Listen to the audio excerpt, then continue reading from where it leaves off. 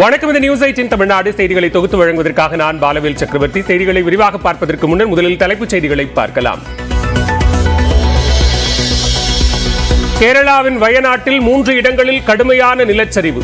ஏராளமானோர் மண்ணில் புதையுண்ட நிலையில் உயிரிழப்பு 73 அதிகரிப்பு.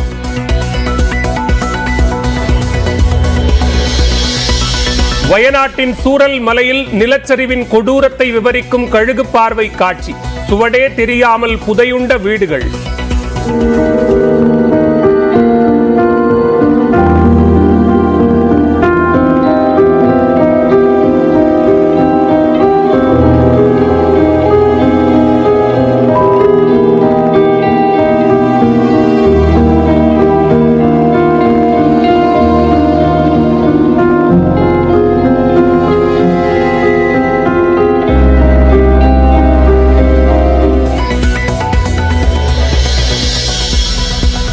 நள்ளிரவில் 4 மணி நேரத்தில் மண்ணில் புதையுண்ட வீடுகள், கட்டடங்கள். சூரல் மலையில் 200 வீடுகள் புதைந்ததாக பொதுமக்கள் தகவல்.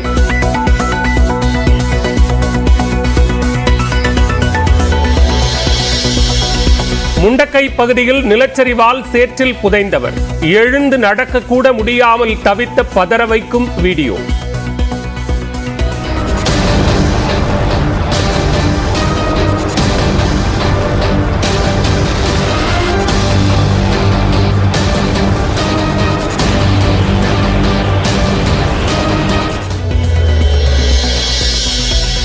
கேரளாவில் கடுமையான நிலச்சரிவு ஏற்பட்டுள்ள நிலையில் முதலமைச்சர் பினராயி விஜயனுடன் பிரதமர் நரேந்திர மோடி பேச்சு. மத்திய அரசு அனைத்து உதவிகளும் செய்யும் என உறுதி.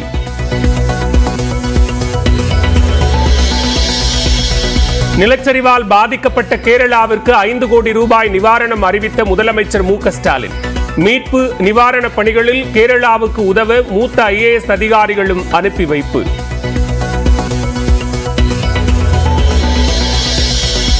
நிலச்சரிவால் பாதிக்கப்பட்ட வயநாட்டிற்கு செல்கிறார் ராகுல் காந்தி. நிவாரணம் உள்ளிட்ட அனைத்து விதமான உதவிகளையும் மத்திய அரசு செய்ய வேண்டும் என மக்களவையில் பேச்சு.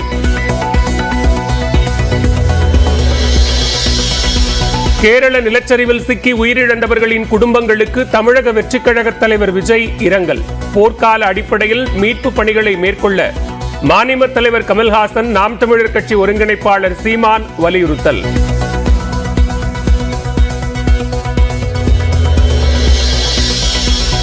கேரளாவில் அதி கனமழை தொடரும் என்பதால் ரெட் அலர்ட். வயநாடு, இடுக்கி, பாலக்காடு உள்ளிட்ட 8 மாவட்டங்கள் எச்சரிக்கையாக இருக்க அறிவுறுத்தல்.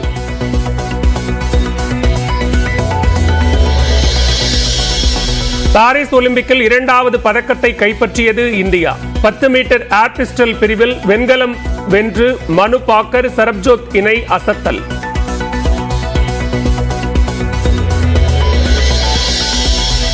பாரிஸ் ஒலிம்பிக்கில் 2வது பதக்கம் வென்று வரலாறு படைத்தார் மனு பாக்கர். ஒரே ஒலிம்பிக்கில் 2 பதக்கங்கள் வென்ற இந்தியர் என்ற 124 ஆண்டுகால சாதனையை சமன் செய்தார்.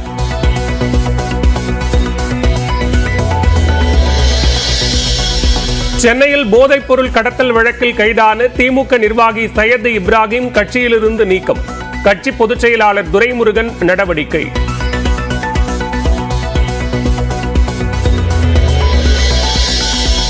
சென்னையில் சுகாதாரத்துறை இயக்குநர் அலுவலகத்தை முற்றுகையிட முயன்ற மக்களை தேடி மருத்துவ திட்ட ஊழியர்கள் கைது.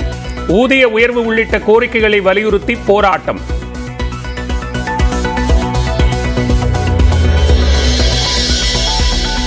மேட்டூர் அணையிலிருந்து 1,25,000 கனஅடி நீர் திறக்க வாய்ப்பு. காவிரி கரையோர மக்கள் பாதுகாப்பான இடங்களுக்கு செல்ல நீர்வளத்துறை எச்சரிக்கை.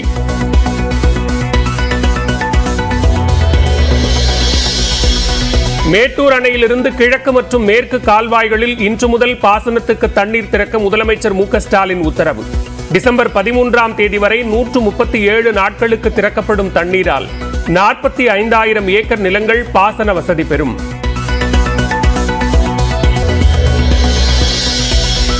நீலகிரி, கோவையில் இன்று அதி கனமழை பெய்ய வாய்ப்பு. தென்காசி, தேனியில் கனமழை பெய்யும் என வானிலை ஆய்வு மையம் கணிப்பு.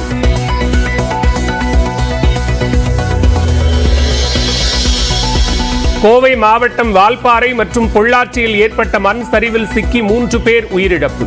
குடும்பங்களுக்கு ஆழ்ந்த இரங்கல் தெரிவித்துள்ளதுடன் தலா 3 லட்சம் ரூபாய் நிதியுதவி அறிவித்த முதலமைச்சர் மு க ஸ்டாலின்.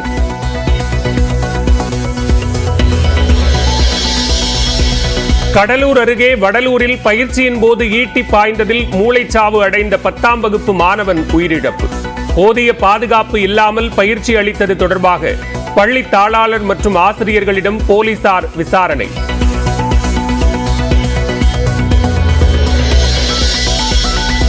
மதுரை கப்பலூர் சுங்கச்சாவடியை அகற்றக் கோரி திருமங்கலத்தில் கடையடைப்பு. போராட்டத்தில் ஈடுபட முயன்ற முன்னாள் அமைச்சர் ஆர்.பி. உதயகுமார் உள்ளிட்டோர் கைது.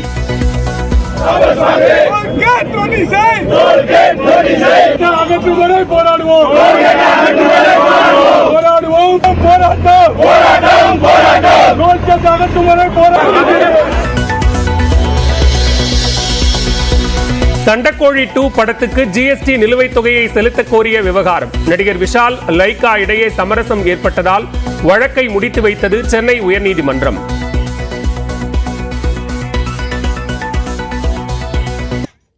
நிலச்சரிவால் பாதிக்கப்பட்ட கேரளாவின் சூரல்மலையில் அடுத்தடுத்து சடலங்கள் மீட்கப்பட்டு வருகின்றன. விவரங்களுடைய நீரானுடைய செய்தியாளர் முகிலன் விவரம் என்ன?